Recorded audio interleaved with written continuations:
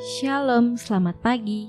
Hari ini, Senin 24 November 2025.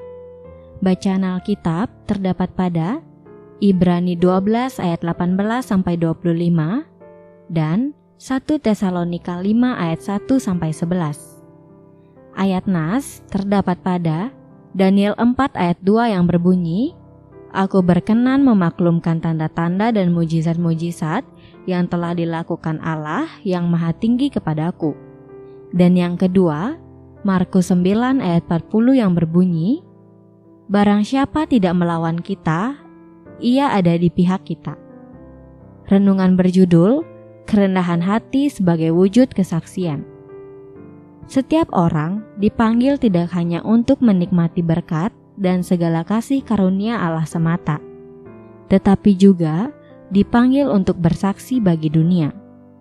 Bersaksi dalam nama Tuhan dan tentang bagaimana kebesaran dan kuasa-Nya dinyatakan.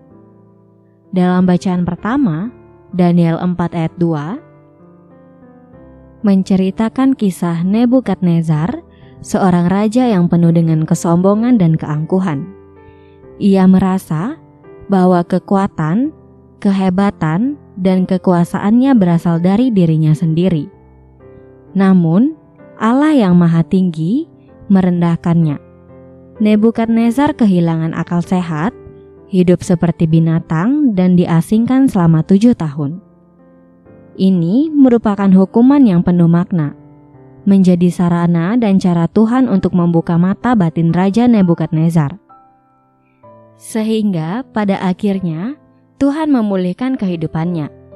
Untuk itu, Raja Nebukadnezar takluk kepada Allah yang Maha Tinggi.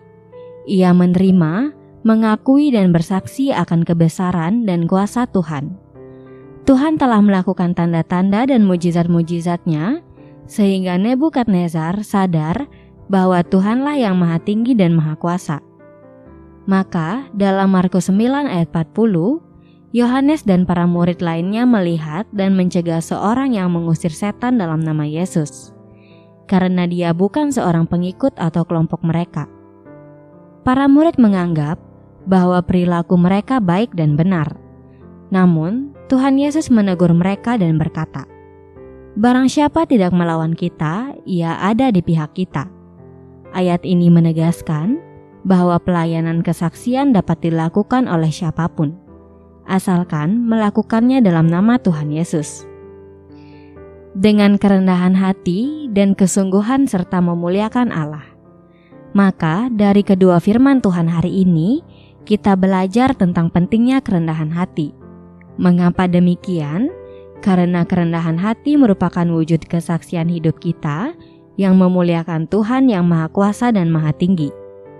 Untuk itu, hiduplah dalam kesaksian kerendahan hati dan jadilah berkat bagi banyak orang dan lakukanlah itu semua dalam nama Tuhan Yesus. Seperti makna ayat introitus dalam minggu terakhir dalam tahun gereja, minggu kekekalan ini, yakni tetaplah memiliki kesiapan dan bersiaplah untuk bersaksi, dengan pinggang yang tetap, berikat dan pelita yang tetap menyala. Beranilah dan kobarkan semangat kesaksian hidupmu.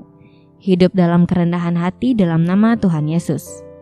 Oleh Vikaris Somenifatihia. Doa, Tuhan, kiranya Engkau memampukan kami untuk hidup dalam kerendahan hati sebagai wujud kesaksian hidup kami di hadapan-Mu dan sesama kami. Amin. Saya Adel Widiasi Singaraja, salam bumi bersukacita dalam damai sejahtera. Terima kasih.